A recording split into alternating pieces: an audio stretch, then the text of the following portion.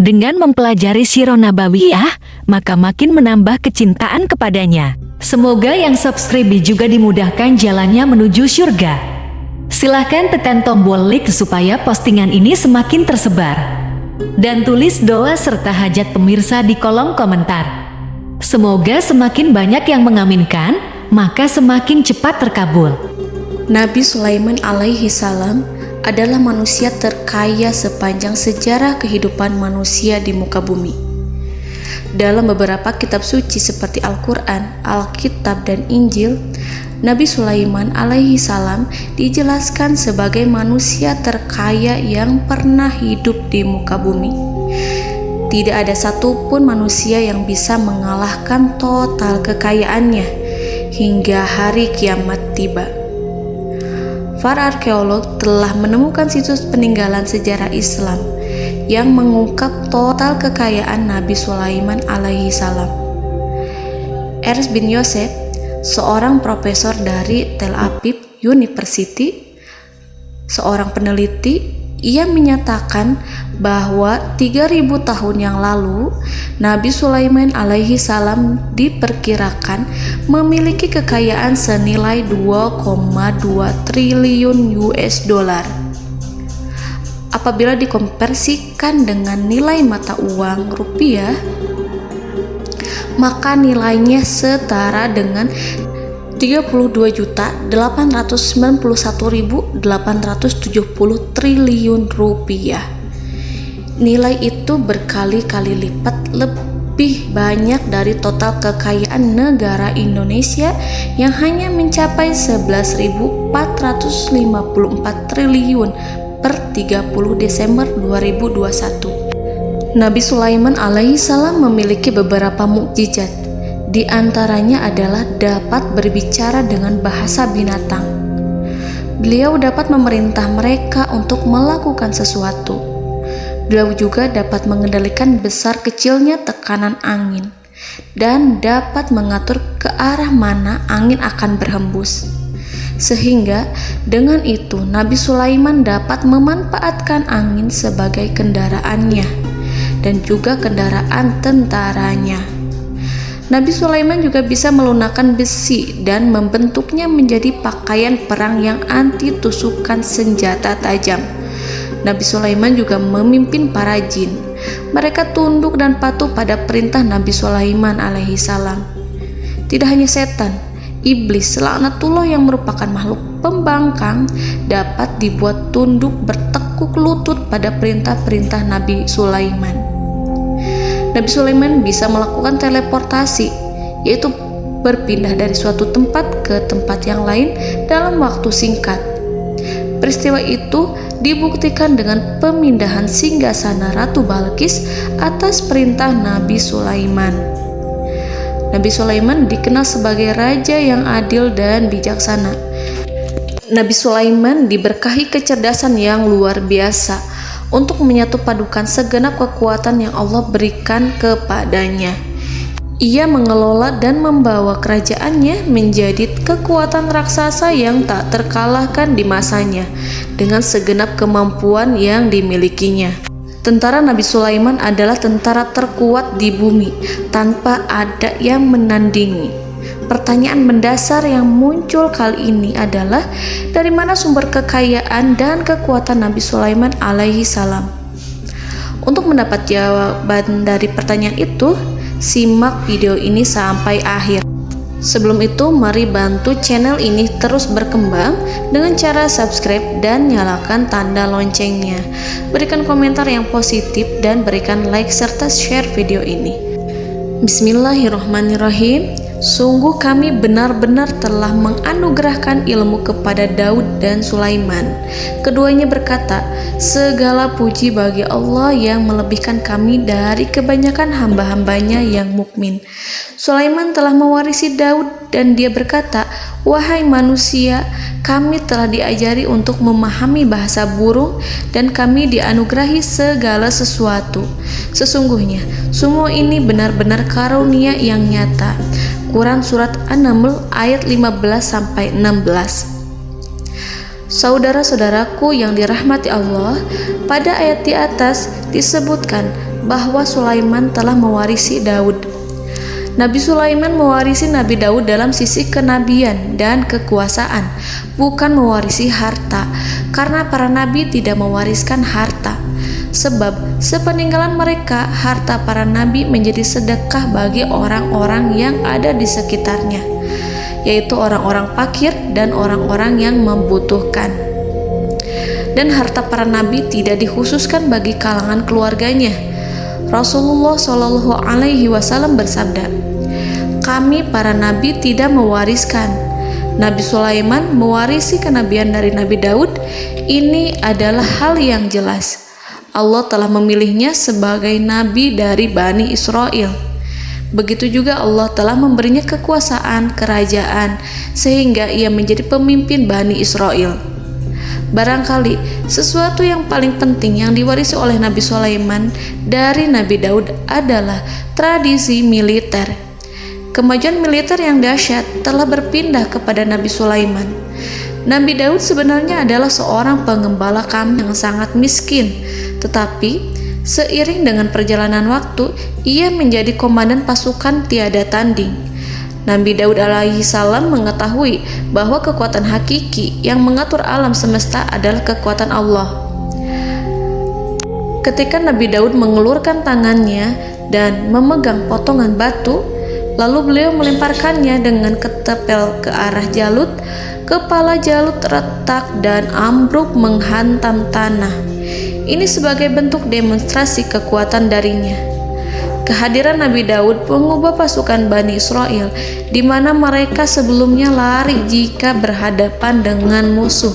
Maka kini keberadaan mereka mulai diperhitungkan di masa hidupnya. Nabi Daud mengalami peperangan yang sangat banyak, tapi Al-Quran tidak menceritakan secara terperinci. Hal itu dikarenakan karena Al-Quran adalah kitab dakwah di jalan Allah, bukan kitab sejarah. Al-Quran hanya menceritakan di dalam Al-Quran surat Shad ayat 20, "Dan kami kuatkan kerajaannya, kerajaan Daud." Ayat tersebut berarti bahwa Nabi Daud belum terkalahkan dalam peperangan yang diikutinya. Di samping dukungan yang Allah berikan kepadanya, juga pasukan dan rakyatnya, di mana mereka adalah orang-orang yang bertauhid, menyerahkan diri kepada Allah. Allah Subhanahu wa Ta'ala mengajarkan kepada Nabi Daud hal-hal yang menjadikan pasukannya memiliki keistimewaan yang dengannya mereka dapat mengalahkan pasukan-pasukan lain, pasukan-pasukan besar yang ada di bumi pada saat itu. Allah Subhanahu wa Ta'ala berfirman dalam surat Saba ayat 10, "Dan kami telah melunakkan besi untuknya." Baju besi mungkin akan menjadi masalah dalam benak kita. Ketika orang-orang yang berperang, baju besi cukup mengganggu gerakan mereka. Kita bisa membayangkan ketika ada dua orang berperang, salah satu dapat bergerak bebas, sementara yang lainnya tidak leluasa bergerak karena tertahan dengan pakaiannya. Namun, dengan kekuasaan Allah, Nabi Daud dapat melunakkan besi dan membuat baju besi yang ringan, yang mudah untuk digunakan. Ini adalah kemajuan penting yang Allah berikan kepada Nabi Daud dan tentaranya. Kemajuan itu kemudian diajarkan, diwariskan dan dimiliki oleh Nabi Sulaiman alaihi salam. Nabi Sulaiman memiliki pasukan dahsyat yang melebihi pasukan manapun di bumi saat itu, atau bahkan mungkin saat ini. Bahkan Allah menambahkan karunia-Nya kepada Nabi Sulaiman yang disebutkan dalam Al-Quran surat An-Naml ayat 16. Dan Sulaiman telah mewarisi Daud, dan dia berkata, "Wahai manusia, kami telah diberi pengertian tentang suara burung, dan kami diberi segala sesuatu. Sesungguhnya ini benar-benar suatu karunia yang nyata."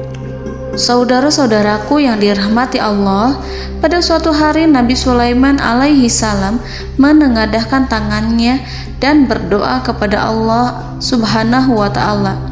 Antara hati Nabi dan Allah tidak ada penghalang, tidak ada jarak, tidak ada sekatan waktu, tidak ada satupun dari para nabi yang berdoa kepada Allah kecuali doanya pasti dikabulkan.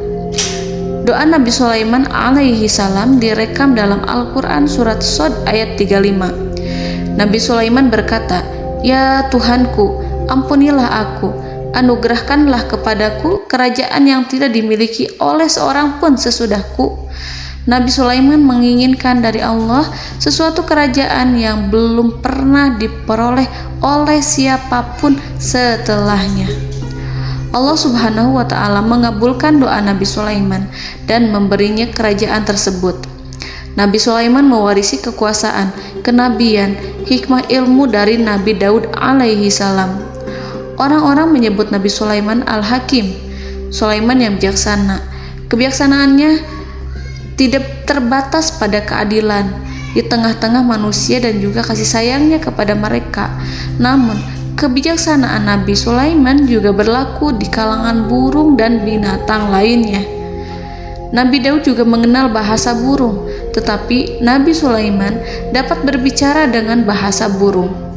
Bahkan, ia dapat menggantikannya sebagai pembantunya ketika Nabi Daud bertasbih di gunung-gunung. Dan burung-burung serta binatang-binatang buas ikut bertasbih bersamanya. Bahkan angin pun berhenti untuk mendengarkan tasbih itu. Sedangkan Nabi Sulaiman, Allah Subhanahu wa Ta'ala memberinya karunia lebih dari itu, di mana binatang-binatang buas tunduk padanya. Begitu juga angin dan burung.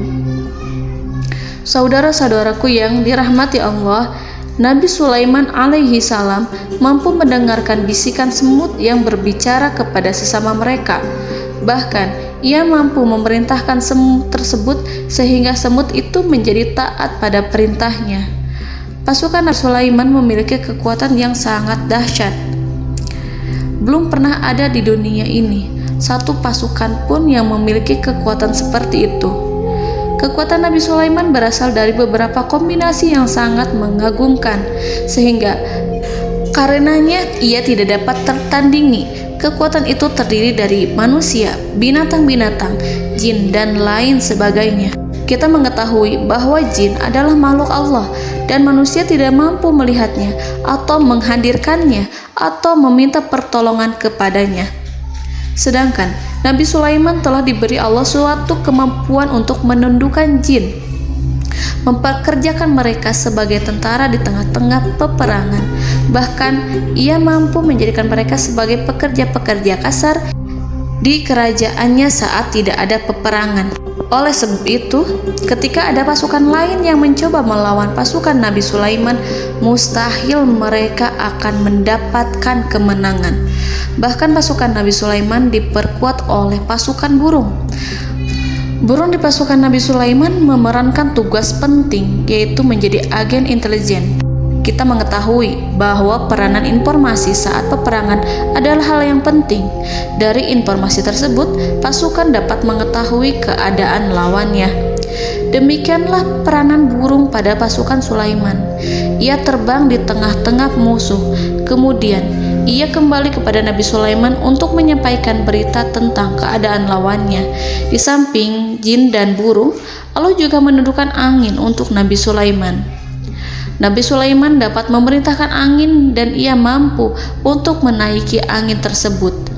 Dalam Al-Quran surat Shad ayat 36-40, Allah Subhanahu wa Ta'ala berfirman, "Kami tundukkan kepada angin yang berhembus dengan baik menurut kemana saja yang dikehendaki Sulaiman. Dan kami tundukkan pula kepadanya setan-setan, semuanya ahli bangunan dan penyelam, dan setan yang lain yang terikat dalam belenggu. Inilah anugerah kami, maka berikanlah kepada orang lain atau tahanlah untuk dirimu tanpa perhitungan, dan sesungguhnya dia mempunyai kedudukan yang dekat pada sisi kami dan tempat kembali yang baik." Saudara-saudaraku yang dirahmati Allah, Allah Subhanahu wa Ta'ala juga memberikan kemampuan yang tak seorang pun dari para nabi mendapatkannya, yaitu kemampuan untuk memerintah setan. Setan adalah salah satu bagian dari jin. Ia adalah kelompok yang celaka dari bangsa jin. Kelompok ini sebenarnya tidak mampu dikuasai oleh manusia, bahkan jin yang soleh tidak dapat mengatur setan. Adapun Nabi Sulaiman, Allah telah memberinya kekuasaan untuk menundukkan setan dan mempekerjakannya, bahkan mengikatnya dengan rantai serta menghukumnya jika ia menentang pada perintahnya. Setan membangun untuk Sulaiman istana-istana, patung-patung dan alat-alat perang. Bahkan setan-setan itu menyelam ke dasar lautan untuk mengeluarkan permata dan yakut untuk Sulaiman. Jika di antara setan yang menentang perintahnya, maka Nabi Sulaiman alaihi salam mengikatnya dengan rantai. Ini semua menunjukkan kekayaan Nabi Sulaiman dan kekuasaannya, di mana ia mampu mengatur banyak makhluk di bumi ini. Tentu saja, kemampuan itu semua adalah atas izin dari Allah Subhanahu wa Ta'ala sebagai mukjizat darinya. Allah Subhanahu wa Ta'ala berfirman dalam Al-Quran surat Saba ayat 12, dan sebagian dari jin adalah yang bekerja di hadapannya di bawah kekuasaannya dengan izin Tuhannya, dan siapa yang menyimpang di antara mereka dari perintah kami, maka kami rasakan kepadanya azab neraka yang apinya menyala-nyala. Para jin itu membuat untuk Sulaiman apa yang dikehendakinya, dari gedung-gedung yang tinggi, patung-patung, dan piring-piring yang besarnya seperti kolam, atau periuk yang tetap berada di atas tungku. Saudara-saudaraku yang dirahmati Allah, Nabi Sulaiman yang bijaksana adalah penguasa yang tak tertandingi di muka bumi. Meskipun memperoleh nikmat-nikmat khusus yang agung itu yang Allah berikan kepada Sulaiman, beliau tetap menunjukkan dirinya sebagai manusia yang paling banyak berzikir kepada Allah dan manusia yang paling banyak bersyukur di zamannya. Saudara-saudaraku yang dirahmati Allah, sebagaimana Allah Subhanahu wa Ta'ala memberikan nikmat kepada ayahnya Nabi Daud alaihi salam, di mana ia mampu melunakkan besi dan Allah mengajarinya bagaimana cara mencairkan besi, maka Nabi Sulaiman alaihi salam dapat memanfaatkan tembaga yang cair untuk peperangan. Dan juga di saat perdamaian, pada saat peperangan, beliau mencampur tembaga dengan besi dan menjadikannya perunggu. Mereka menggunakan senjata-senjata perunggu dalam peperangan seperti pedang, baju besi, dan juga pisau. Senjata-senjata ini adalah senjata yang paling kuat pada saat itu. Sedangkan di saat damai, tembaga digunakan untuk membuat bangunan, perhiasan, dan sebagainya. Meskipun Nabi Sulaiman mendapatkan nikmat yang besar dan karunia yang khusus, Allah Subhanahu wa Ta'ala mengujinya dengan suatu ujian yang dahsyat. Ujian yang akan selalu datang kepada seorang hamba yang soleh. Ketika hamba itu mendapatkan kedudukan besar, maka ujiannya pun menjadi besar. Allah Subhanahu wa Ta'ala menguji Nabi Sulaiman dengan penyakit. Diceritakan oleh Fahru Roji, Nabi Sulaiman diuji dengan suatu penyakit yang keras, di mana kedokteran saat itu tidak dapat dan tidak mampu mengatasinya. Sakitnya Nabi Sulaiman sangat keras sehingga para dokter dari kalangan manusia ataupun jin tidak mampu menghilangkan penyakit itu. Lalu burung-burung menghadirkan rumput-rumput yang dianggapnya sebagai obat, tetapi Nabi Sulaiman tak kunjung sembuh. Semakin hari penyakit Nabi Sulaiman semakin menjadi-jadi, sehingga ketika Nabi Sulaiman duduk di atas kursi, ia duduk bagaikan tubuh tanpa roh. Seakan-akan ia mati karena saking kerasnya penyakit yang dideritanya. Sakit yang diderita oleh Nabi Sulaiman alaihi salam berlangsung sangat lama. Namun Nabi Sulaiman tidak henti-hentinya berzikir. Ia meminta kesembuhan kepada Allah serta beristighfar pada Allah dan mengungkapkan rasa cinta kepadanya. Selesailah ujian Allah terhadap hambanya Nabi Sulaiman. Beliau pun sembuh. Nabi Sulaiman merasakan kembali kesehatannya setelah ia mengetahui segala kejayaan dan segala kekuasaan serta segala kebesarannya tidak lagi mampu menghilangkan penyakit yang dideritanya kecuali jika Allah menghendaki. Saudara-saudaraku yang dirahmati Allah, Nabi Sulaiman telah membangun tempat ibadah, tempat sujud, sehingga manusia menyembah Allah di dalamnya. Orang-orang yang membangunnya berjumlah puluhan ribu orang. Tentu setiap kelompok dari mereka memiliki pekerjaan masing-masing.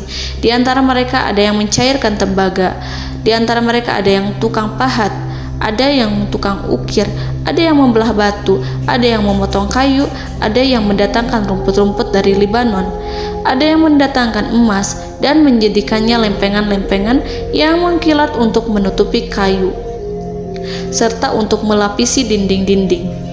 Bahkan golongan jin pun membantu membangun tempat tersebut, tentu dengan perintah dan bimbingan Nabi Sulaiman. Mereka membuat patung-patung yang besar, membuat bejana yang besar untuk tempat makan para tentara dan pekerja, yaitu bejana seperti gunung. Karena saking berat dan besarnya, mereka juga membuat tempat-tempat minum yang besarnya seperti kolam. Nabi Sulaiman mengawasi para pekerjanya dan juga mengurusi masyarakatnya, di mana beliau mengenali problem mereka dan berusaha memecahkannya. Beliau juga mengawasi pasukan dari kalangan binatang dan burung. Beliau mengetahui apabila ada satu di antara mereka yang tidak datang, kemana ia pergi, serta mengapa ia pergi. Nabi Sulaiman menguasai pengetahuan itu semua. Nabi Sulaiman bukan hanya mengetahui problem tentara-tentaranya dari kalangan manusia ataupun tentaranya dari kalangan burung, namun ia juga menunjukkan kasih sayang terhadap semut, di mana beliau mendengar bisikannya dan tidak suka untuk menginjaknya. Nabi Sulaiman selalu menundukkan kepalanya ke bumi sebagai bentuk rasa rendah diri dan syukur kepada Allah.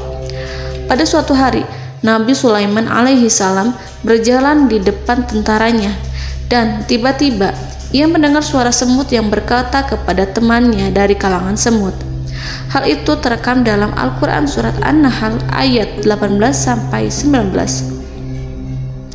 Wahai semut-semut, masuklah ke dalam sarang-sarangmu agar kamu tidak terinjak oleh Sulaiman, sedangkan mereka tidak menyadarinya. Nabi Sulaiman alaihi salam tersenyum mendengar itu, dan ia berdoa, "Ya Allah, ya Tuhanku, berilah aku ilham untuk tetap mensyukuri nikmat-Mu yang telah Engkau anugerahkan kepadaku dan kepada kedua orang ibu bapakku, dan untuk mengerjakan amal soleh yang Kau ridhoi, dan masukkanlah aku ke dalam rahmat-Mu, ke dalam golongan hamba-hamba-Mu yang soleh." Saudara-saudaraku yang dirahmati Allah, meskipun Nabi Sulaiman mendapatkan kekuasaan dan memiliki tentara yang besar, namun beliau menunjukkan kasih sayang terhadap bangsa semut. Beliau mendengarkan bisikannya dan melihat semut yang ada di depannya. Oleh karena itu, tak mungkin baginya untuk menginjak golongan semut itu. Nabi Sulaiman bersyukur kepada Allah telah memberinya nikmat, yaitu nikmat rahmat dan kasih sayang. Di samping itu, Nabi Sulaiman alaihi salam adalah orang paling kaya di dunia. Istananya terbuat dari kayu gaharu yang memiliki wangi harum. Istananya terbuat dari emas yang terkadang dari kristal.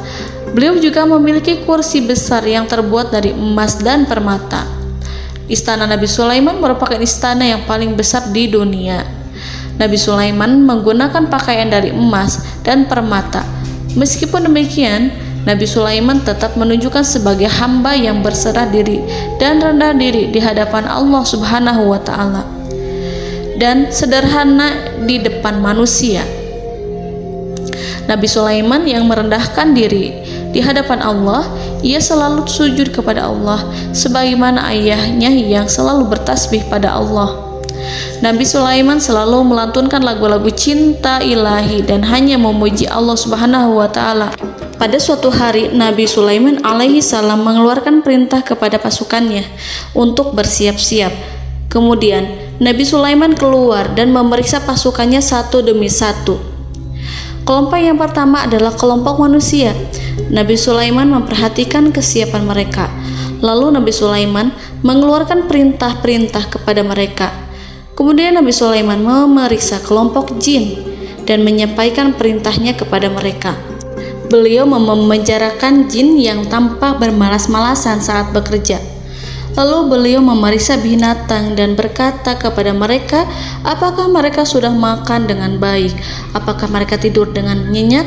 Apakah ada yang mengadu pada mereka, misalkan karena penyediaan suatu ataukah karena makanan yang tidak layak? Apakah ada di sana yang sakit dan lain sebagainya? Semuanya diperiksa oleh Nabi Sulaiman. Ketika Nabi Sulaiman merasa puas dengan semuanya, Nabi Sulaiman memasuki tenda tempat berkumpulnya para burung. Nabi Sulaiman alaihissalam kemudian memasuki tenda tersebut, mengamati keadaan di sekitarnya, sehingga beliau mengetahui bahwa ada satu burung yang tidak hadir, yaitu burung hudhud. Nabi Sulaiman berkata yang diabadikan dalam Quran surat An-Naml ayat 20. Mengapa aku tidak melihat burung hudhud? Burung-burung yang lain tampak terdiam sebagai penghormatan, dan mereka mendengarkan apa yang akan dikatakan pemimpin mereka. Nabi Sulaiman mengarahkan pandangannya pada semua burung dan tidak menemukan burung hudhud di antara mereka. Tak seekor burung pun yang mengetahui keberadaannya. Burung hudhud absen pada apel wajib kali ini. Nabi Sulaiman mulai menampakkan kemarahannya. Tiba-tiba, seekor burung kecil memberanikan diri untuk berkata kepada Nabi Sulaiman, "Wahai Nabi yang mulia, seharusnya hudhud ada bersamaku kemarin untuk melaksanakan tugas penyelidikan. Ia adalah pemimpin misi, namun burung hudhud belum datang. Oleh karena itu aku tidak pergi bersamanya." Burung itu tampak gemetar. Nabi Sulaiman mengetahui bahwa hudhud tidak hadir dan tak seorang pun mengetahui kemana ia pergi. Burung hudhud pergi tanpa izin terlebih dahulu. Dalam keadaan marah, Nabi Sulaiman berkata, "Sungguh aku benar-benar akan mengazabnya dengan azab yang sangat keras, atau benar-benar menyembelihnya, kecuali jika ia benar-benar datang kepadaku dengan alasan yang jelas." Kawanan burung-burung yang mengetahui bahwa Nabi Sulaiman sedang marah dan telah menetapkan untuk menyiksa burung hudhud atau menyembelihnya, atau justru memaafkannya dengan syarat ia datang dengan membawa alasan yang dapat menyelamatkannya, atau dengan kata lain, burung hudhud dapat memastikan bahwa ia melaksanakan tugas yang penting. Nabi Sulaiman menunjukkan kemarahan yang besar sehingga siapapun akan merasa takut kepada Nabi Sulaiman yang marah. Seekor burung tampak gemetar, ketakutan melihat kemarahan Nabi Sulaiman. Lalu beliau mengulurkan tangannya ke burung itu dan memegang-megang kepalanya, sehingga burung itu pun merasa tenang dan rasa takutnya hilang. Nabi Sulaiman kemudian pergi dari tempat burung tersebut. Nabi Sulaiman masih memikirkan keadaan burung hudhud. Seharusnya burung hudhud menjadi bagian penting dari badan intelijen. Apakah ia pergi untuk menyingkap suatu, atau apakah ia pergi hanya untuk bermain-main? Nabi Sulaiman telah memperhatikan dan mengetahui bahwa burung hudhud adalah seekor burung yang cerdik dan juga fasih berbicara. Terkadang Nabi Sulaiman mendapati burung hudhud sedang bermain-main dan menunda-nunda pekerjaannya. Namun ketika Nabi Sulaiman melihatnya, burung hudhud memahami bahwa perbuatannya tidak benar. Oleh karena itu, ia tidak boleh menyampur adukan antara waktu serius dan waktu bermain. Tidak lama setelah itu, burung hudhud tiba di tempat para burung. Burung-burung yang lain berkata kepadanya, "Wahai hudhud, pergilah engkau ke tempat Nabi Sulaiman. Jika ia mengetahui bahwa engkau telah sampai, jiwamu benar-benar terancam." Mendengar itu, burung hudhud segera beranjak. Ia terbang menemui Nabi Sulaiman. Pada waktu itu, Nabi Sulaiman sedang duduk bersama tentaranya yang lain. Burung hudhud berdiri. Ia telah merencanakan untuk memulai pembicaraan dengan Nabi Sulaiman sebelum Nabi Sulaiman bertanya kepadanya kemana dia pergi. Ini sebagai bukti bahwa hudhud telah melaksanakan suatu tugas yang penting. Dalam surat An-Nahl ayat 22, burung hudhud, "Aku telah mengetahui sesuatu yang kamu belum mengetahuinya, dan kubawa kepadamu dari negeri Saba suatu berita penting yang diyakini." Seakan-akan burung hudhud hendak berkata, "Aku adalah hudhud yang miskin, tapi Aku mengetahui apa yang tidak engkau ketahui, dan aku telah datang kepadamu dari kerajaan Saba dengan membawa berita yang sangat penting. Nabi Sulaiman tampak terdiam menunggu Hudhud menyelesaikan kisahnya. Dalam surat An-Naml ayat 23-24, burung Hudhud berkata, "Sesungguhnya aku menjumpai seorang wanita yang memerintah mereka. Dia dianugerahi segala sesuatu serta mempunyai singgasana yang besar. Aku mendapati dia dan kaumnya menyembah matahari selain Allah. Dan setan-setan telah menjadikan mereka memandang indah perbuatan-perbuatan mereka, lalu menghalangi mereka dari jalan Allah, sehingga mereka tidak mendapat petunjuk." Burung Hudhud diam. Nabi Sulaiman merasa bahwa Hudhud menunjukkan kepasihan lisannya. Nabi Sulaiman berkata dalam Quran surat An-Nahl ayat 27 sambil menunjukkan senyum manisnya. Nabi Sulaiman berkata, "Akan kami lihat apakah kamu benar wahai Hudhud, ataukah kamu termasuk orang-orang yang berdusta." Seakan-akan burung Hudhud ingin mengatakan, "Aku tidak berbohong, wahai Nabi yang mulia." Namun diamnya Sulaiman membuat takut sehingga burung Hudhud terdiam. Nabi Sulaiman terdiam karena berpikir, lalu ia memutuskan sesuatu setelah itu. Beliau melihat kepada lainnya dan meminta secari kertas dan pena. Nabi Sulaiman menulis surat yang singkat dan menyerahkan kepada Hudhud serta memerintahkan kepadanya seperti yang dikatakan dalam Quran surat An-Nahl ayat 28. "Pergilah dengan membawa suratku ini, lalu jatuhkanlah kepada mereka, kemudian berpalinglah dari mereka, lalu perhatikanlah apa yang mereka bicarakan." Al-Quranul Karim hanya menceritakan dalam Al-Quran surat An-Naml bagaimana perginya Hudhud dan bagaimana ia menyerahkan surat itu. Lalu Al-Quran langsung menyebut keadaan kerajaan Balqis yang saat itu sedang membaca surat di depan para pembesar kerajaan dan para menterinya. Dalam Quran surat An-Naml ayat 29-31, berkatalah Balqis, "Wahai pembesar-pembesar, sesungguhnya telah dijatuhkan kepadaku sebuah surat yang mulia. Sesungguhnya surat ini dari Sulaiman, dan sesungguhnya isinya dengan menyebut nama Allah yang Maha Pengasih lagi Maha Penyayang, bahwa janganlah kalian berlaku sombong terhadapku dan datanglah kepadaku sebagai orang-orang yang berserah diri." Saudara-saudaraku yang dirahmati Allah, dalam surat tersebut Nabi Sulaiman menyebutkan supaya mereka menyerahkan diri dan tunduk kepada perintah Nabi Sulaiman. Nabi Sulaiman memerintahkan agar mereka meninggalkan penyembahan terhadap matahari. Nabi Sulaiman tidak mempersoalkan akidah mereka dan tidak memuaskan mereka dengan apapun. Nabi Sulaiman hanya memerintahkan bahwa ia berada di atas kebenaran. Bukankah ia didukung kekuatan yang berlandaskan keyakinan yang dimilikinya? Nabi Sulaiman hanya memerintahkan mereka agar tunduk dan patuh kepadanya. Ratu Sabak menyampaikan surat tersebut di tengah-tengah kaumnya. Dalam Quran surat An-Naml ayat 32 dijelaskan, "Dan berkatalah Balqis, wahai para pembesar, berilah aku pertimbangan dalam urusanku ini. Aku tidak pernah memutuskan sesuatu persoalan sebelum kamu berada dalam majelisku." Saudara-saudaraku yang dirahmati Allah, para pembesar istana Balqis menentang surat tersebut. Isi surat itu membangkitkan kesombongan kaum Saba, di mana mereka merasa lebih kuat. Mereka mengetahui bahwa di sana ada seorang yang mencoba menentang mereka dan mengisyaratkan peperangan kepada mereka. Lalu ia meminta kepada mereka untuk memenuhi syarat-syaratnya sebelum terjadinya peperangan dan kekalahan. Dalam surat An-Nahl ayat 33, mereka menjawab, "Kita adalah orang yang memiliki kekuatan dan juga memiliki keberanian yang sangat besar dalam peperangan, dan keputusan berada di tanganmu, wahai ratuku. Maka pertimbangkanlah apa yang akan kamu perintahkan."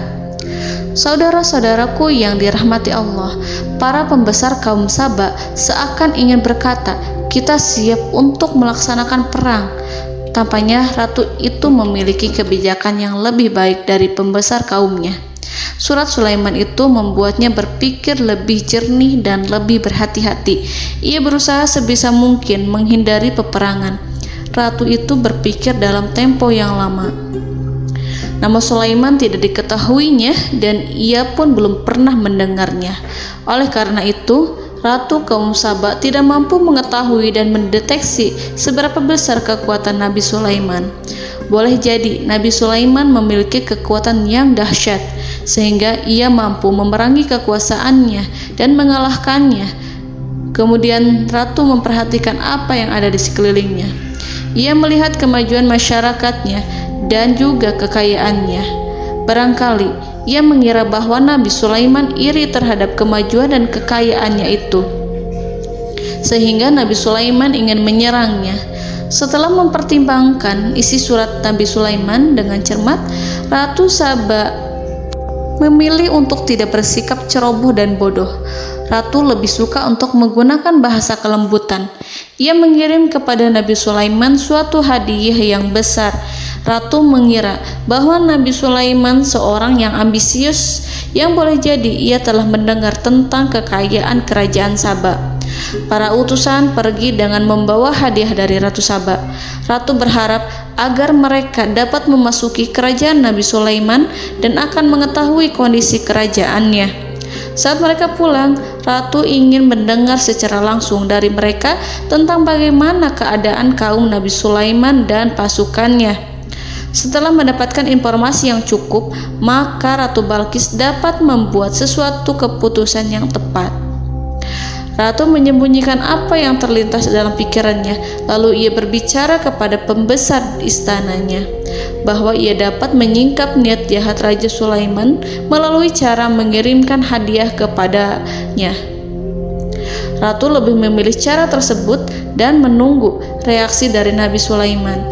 Ratu berhasil memuaskan para pembesar istana, dan untuk sementara ia menghilangkan ide untuk berperang. Karena para raja jika menyerang suatu desa, maka pemimpin desa tersebut adalah orang yang paling banyak mendapatkan kehinaan. Akhirnya, para pembesar kaumnya merasa puas dengan pikiran Ratu Balqis.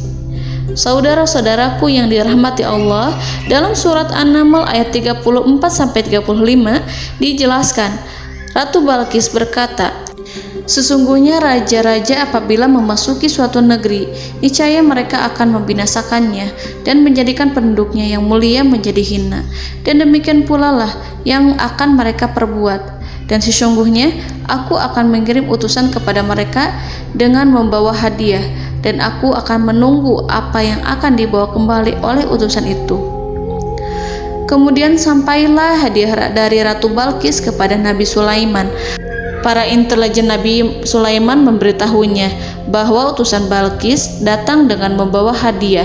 Nabi Sulaiman langsung mengetahui bahwa Ratu Balqis itu sengaja mengirim orang-orangnya untuk mengetahui atau untuk mendapatkan informasi tentang kekuatannya. Lalu setelah itu ia akan mengambil keputusan atau mengambil sikap kepada kerajaan Sulaiman. Nabi Sulaiman segera memanggil semua pasukannya untuk berkumpul. Utusan Balqis segera memasuki istana Nabi yang dipenuhi dengan pasukan yang besar bersenjata. Melihat itu, utusan Ratu Balqis tercengang dan terkejut ketika mereka melihat kekayaan yang mereka bawa tidak ada apa-apanya dibandingkan dengan kerajaan Nabi Sulaiman. Hadiah mereka tampak tidak berarti. Emas yang mereka bawa tampak tidak memiliki makna saat mereka memasuki istana Nabi Sulaiman yang terbuat dari kayu-kayu pohon gaharu yang mengeluarkan bau yang harum serta dihiasi dengan emas permata. Para utusan Ratu Balqis berdiri bersama Nabi Sulaiman dan menyaksikan bagaimana Nabi Sulaiman mengendalikan pasukannya. Kemudian mereka mulai berpikir tentang kekuatan dan kualitas pasukan Nabi Sulaiman. Betapa kagetnya mereka ketika melihat di tengah-tengah pasukan itu terdapat singa, burung, dan tentara dari kalangan manusia yang mampu terbang. Mereka pun sadar bahwa mereka di hadapan pasukan yang tiada tandingannya. Selesailah demonstrasi pasukan Nabi Sulaiman. Kemudian para utusan ratu dipersilahkan maju ke tempat hidangan makanan. Para utusan itu sangat terkejut ketika melihat berbagai macam makanan dari penjuru dunia ada di depannya. dan di antara makanan itu terdapat pula makanan yang biasa ditemukan di negeri mereka. Tetapi mereka melihat bahwa makanan itu memiliki rasa yang lebih istimewa. Selain itu, piring-piring yang ada di depan mereka dan dijadikan tempat makan tersebut terbuat dari emas, dan mereka dilayani oleh laki-laki yang berhias dengan emas. Di meja makan itu terdapat burung, ikan laut, dan berbagai macam daging yang mereka tidak mampu lagi membedakan daging apa itu. Nabi Sulaiman tidak makan bersama mereka, tapi beliau makan dengan menggunakan piring yang terbuat dari kayu. Beliau memakan roti yang kering yang dicampur dengan minyak. Inilah makanan yang dipilih Nabi Sulaiman. Makan bersama mereka dalam keadaan diam, mereka merasa kehadiran Nabi Sulaiman menciptakan suatu wibawa yang luar biasa. Selesai perjamuan itu, lalu dengan sangat malu mereka menyerahkan hadiah dari Ratu Balqis kepada Nabi Sulaiman. Hadiah itu berupa emas yang bagi mereka hadiah itu sangat bernilai tinggi. Tapi di sini hadiah itu tampak kecil di hadapan kekayaan-kekayaan Nabi Sulaiman yang sangat mengagumkan. Nabi Sulaiman memperhatikan hadiah dari Ratu Balqis itu dan berkata dalam Quran surat An-Naml ayat 36. Maka tatkala utusan itu sampai pada Sulaiman, Sulaiman berkata, "Apakah patut kamu menolong aku dengan harta? Maka apa yang diberikan Allah kepadaku lebih baik daripada apa yang diberikannya kepadamu. Tetapi kamu merasa bangga dengan hadiahmu." Saudara-saudaraku, Raja Sulaiman menyingkap dengan kata-katanya yang singkat itu penolakannya terhadap hadiah mereka. Ia memberitahu utusan itu bahwa ia tidak menerima hadiah tersebut.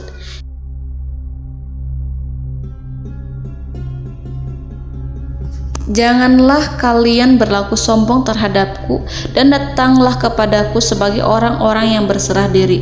Lalu Nabi Sulaiman berkata kepada mereka dengan pelan. Hal itu diabadikan dalam Quran surat An-Naml ayat 37. "Kembalilah kepada mereka, sungguh kami akan mendatangi mereka dengan bala tentara yang mereka tidak kuasa melawannya, dan pasti kami akan mengusir mereka dari negeri itu, yaitu negeri Saba, dengan terhina, dan mereka akan menjadi tawanan-tawanan yang hina."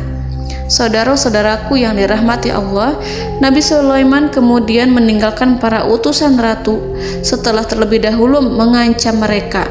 Para utusan itu berharap agar Nabi Sulaiman mau menunggu kunjungan Ratu Balqis yang akan membawa misi perdamaian.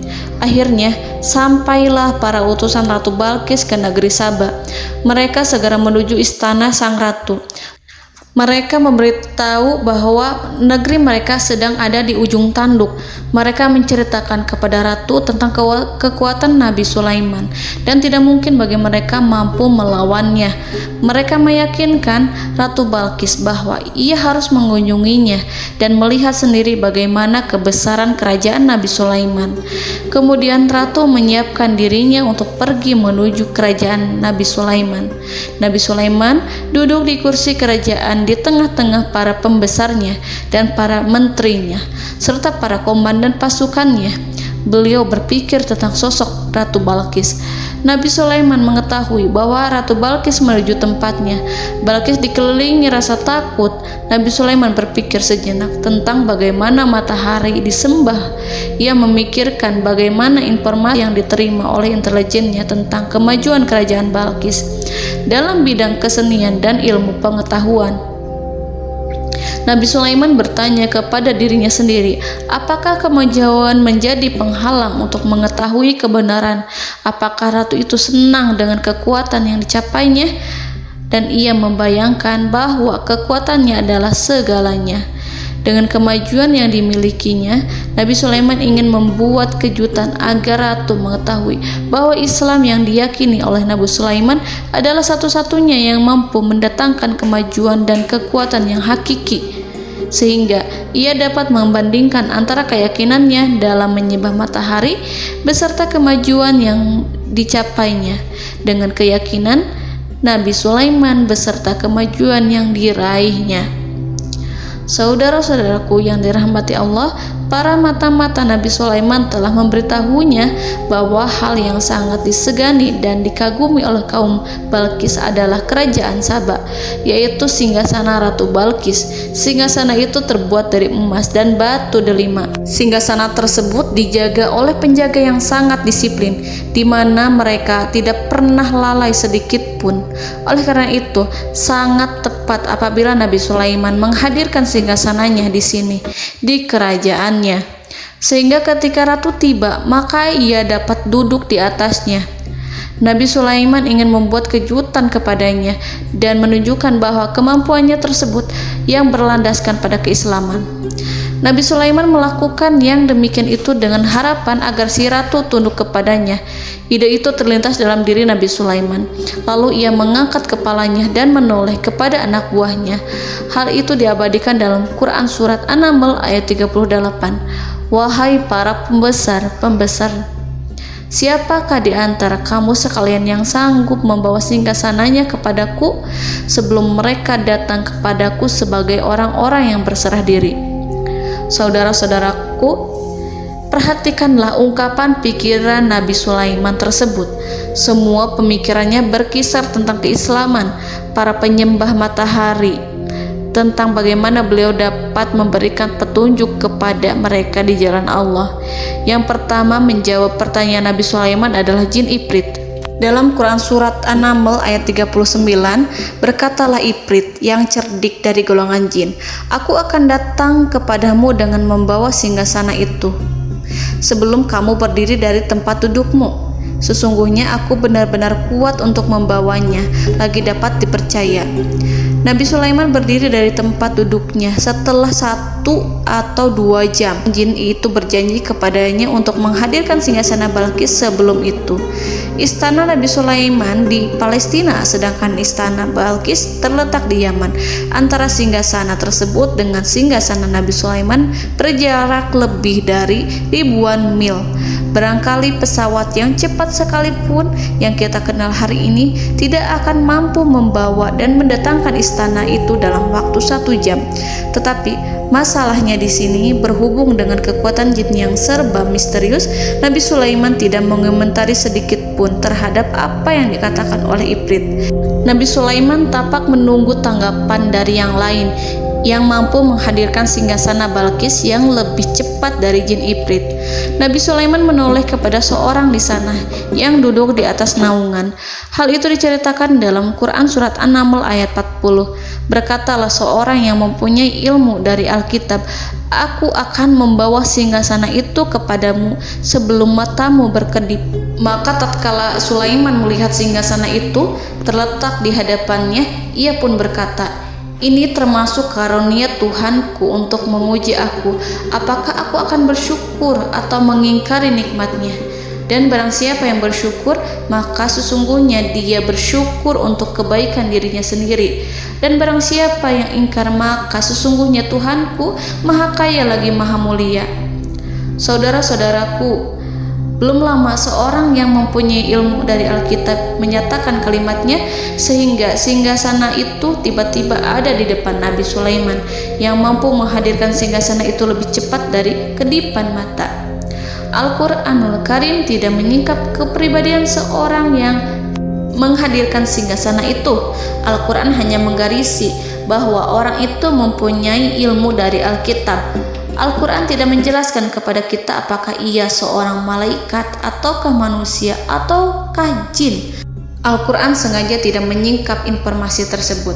Saudara-saudaraku yang dirahmati Allah, setelah melihat singgasana itu, Nabi Sulaiman bersyukur kepada Allah. Ia mulai memperhatikan singgasana sang ratu. Singgasana tersebut merupakan simbol pembangunan dan juga kemajuan, tetapi tampaknya ia hanya sesuatu yang biasa saja jika dibandingkan dengan kekuasaan dan kebesaran ciptaan yang dibuat oleh manusia dan jin di kalangan istana Nabi Sulaiman. Nabi Sulaiman memikirkan dalam tempo yang lama singgasana Ratu Balkis itu. Kemudian beliau memerintahkan agar singgasana itu diperbaiki, sehingga saat Ratu Balkis datang, Nabi Sulaiman akan mengujinya apakah Ratu Balkis dapat mengenali singgasananya ataukah tidak. Dalam Al-Quran surat An-Naml ayat 41, Nabi Sulaiman berkata, "Ubahlah baginya singgasananya, maka kita akan melihat apakah dia mengenal ataukah dia termasuk orang-orang yang tidak mengenalnya." Saudara-saudaraku yang dirahmati Allah, Nabi Sulaiman memerintahkan agar dibangun istana yang akan digunakan untuk menyambut Ratu Balqis. Nabi Sulaiman memilih tempat di laut dan ia memerintahkan agar dibangun suatu istana di mana sebagian besar terdiri dari air laut. Nabi Sulaiman memerintahkan agar lantainya itu terbuat dari kaca yang tebal dan kuat, sehingga orang-orang yang berjalan di atas istana itu akan dapat melihat di bawahnya ada ikan-ikan yang berwarna-warni yang berenang-renang ke sana kemari, dan mereka akan melihat rumput-rumput laut yang bergerak-gerak. Akhirnya, selesailah pembangunan istana itu. Saking bersihnya kaca lantainya sehingga tampak di sana tidak ada kaca. Burung hudhud memberitahu Nabi Sulaiman bahwa Ratu Balqis telah sampai di dekat kerajaannya.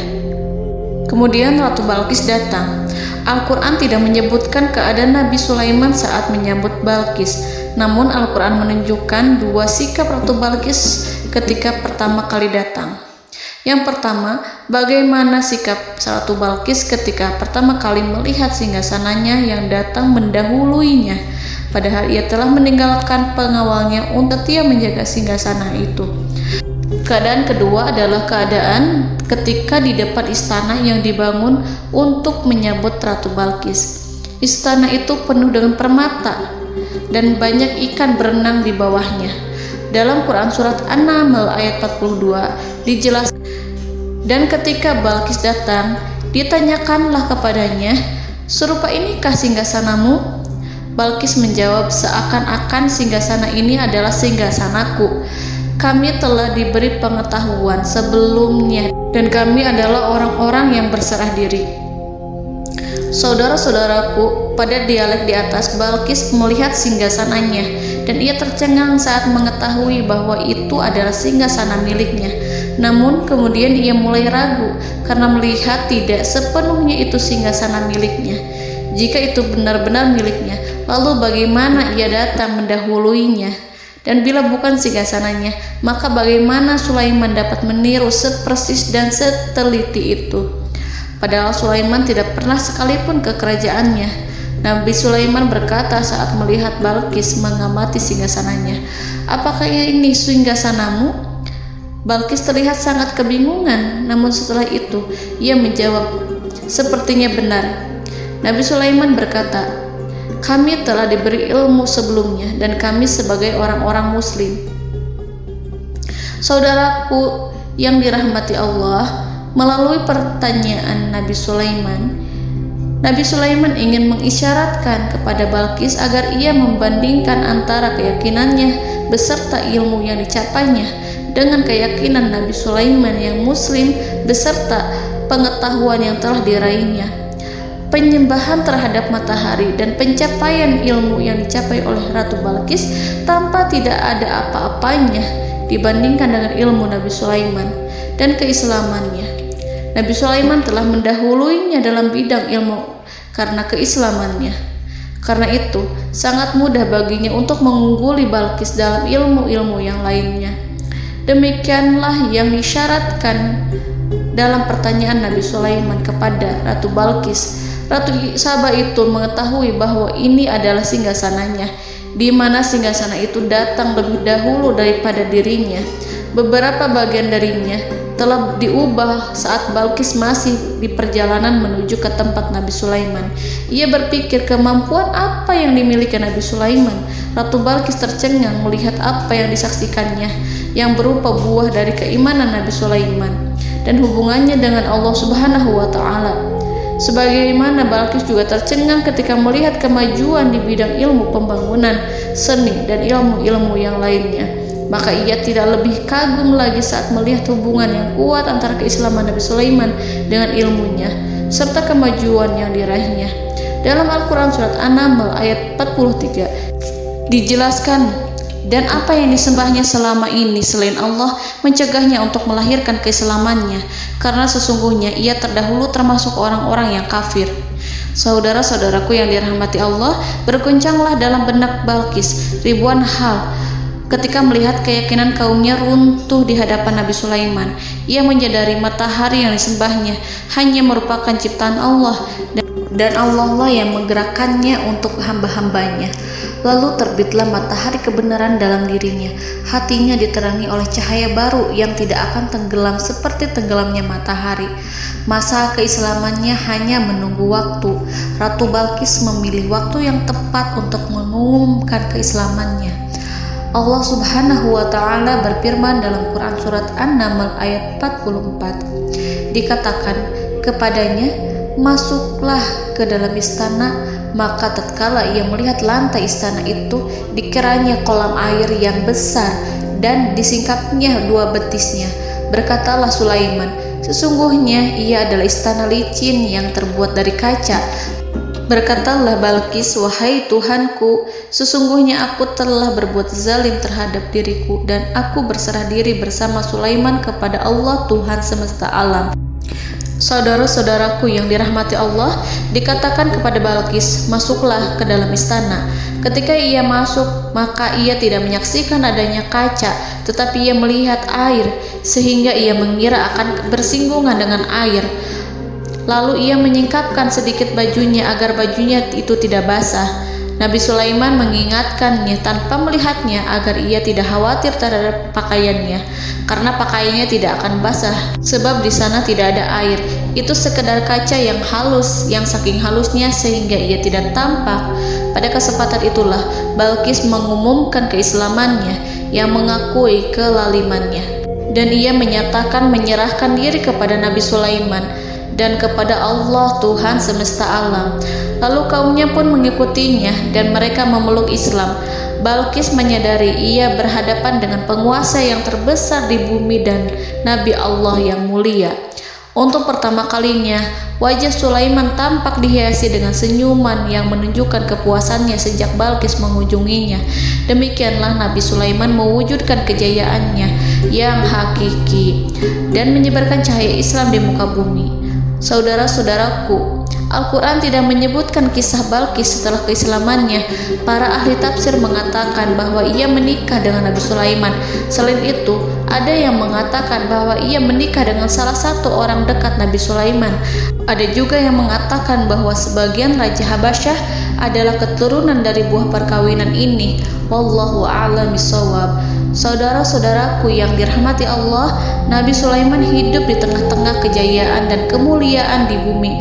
Kemudian Allah menetapkan kematian untuknya, sebagaimana kehidupan Sulaiman berada di puncak kemuliaan dan kejayaan yang penuh dengan keajaiban yang luar biasa. Maka kematiannya pun merupakan tanda-tanda kebesaran Allah yang penuh dengan keajaiban. Demikianlah bahwa kematiannya sesuai dengan kehidupannya, sesuai dengan kejayaannya. Allah berfirman tentang kematian Sulaiman di dalam Al-Quran Surat Saba ayat 14. Maka tatkala kami telah menetapkan kematian Nabi Sulaiman, tidak ada yang menunjukkan kepada mereka kematiannya itu kecuali rayap yang memakan tongkatnya. Maka tatkala ia telah tersungkur, tahulah jin bahwa kalau sekiranya mereka mengetahui yang gaib, tentulah mereka tidak akan tetap dalam siksa yang menghinakan. Saudara-saudaraku, kemampuan Nabi Sulaiman untuk menundukkan jin dan mempekerjakan mereka serta hubungan mereka dengan semua itu menimbulkan fitnah di tengah-tengah manusia dalam hal tertentu. Kematian Nabi Sulaiman merupakan batasan jawaban terhadap fitnah ini. Kami tidak mengetahui siapa yang mengklaim bahwa jin mengetahui hal yang gaib. Apakah itu setan yang terkutuk, atau jin yang bodoh, atau manusia yang tertipu? Kami tidak mengetahui siapa yang bertanggung jawab terhadap tersebarnya isu yang keliru ini. Yang kita ketahui adalah bahwa hal tersebut adalah mempengaruhi sebagian manusia dan jin. Barangkali manusia berkata kepada diri mereka, selama jin melakukan perbuatan yang luar biasa ini, maka apa gerangan yang menjadikan mereka tidak mengetahui hal yang gaib itu? Manusia itu lupa bahwa kunci kegaiban berada di tangan Allah. masalah ilmu gaib tidak akan mampu dikuasai oleh jin dan manusia. Hanya Dia yang mengetahuinya, dan manusia diberitahu hanya sedikit sekali. Saudara-saudaraku yang dirahmati Allah, seakan-akan Allah telah merencanakan bahwa kematian Sulaiman bertujuan untuk menghancurkan pemikiran itu, yaitu pemikiran bahwa jin mengetahui hal-hal yang gaib. Jin bekerja untuk Nabi Sulaiman selama beliau hidup, dan tatkala beliau meninggal, maka tugas mereka menjadi bebas. Nabi Sulaiman meninggal tanpa diketahui oleh jin, sehingga mereka tetap bekerja untuk mereka, tetap mengabdi kepada Sulaiman. Seandainya mereka mengetahui hal yang gaib, niscaya mereka tidak akan meneruskan pekerjaan mereka. Saudara-saudaraku, pada suatu hari Nabi Sulaiman memasuki mihrabnya untuk itikaf ibadah dan beribadah kepada Allah. Tak seorang pun yang berani mengganggu khalwatnya. Mihrab Sulaiman terletak di puncak gunung dan dindingnya terbuat dari permata. Pada suatu hari, Nabi Sulaiman duduk bersandar pada tongkatnya dan ia tampak tenggelam dalam tafakur. Beliau berzikir pada Allah hingga rasa kantuk menguasainya. Lalu setelah itu malaikat maut menemuinya. Nabi Sulaiman pun meninggal. Beliau bersandar kepada tongkatnya. Jin melihatnya dan mengira bahwa beliau sedang sholat, sehingga mereka pun terus melanjutkan pekerjaannya. Berlalulah hari demi hari yang panjang. Datanglah rayap, yaitu semut kecil yang memakan kayu. Hewan itu mulai memakan tongkat Nabi Sulaiman.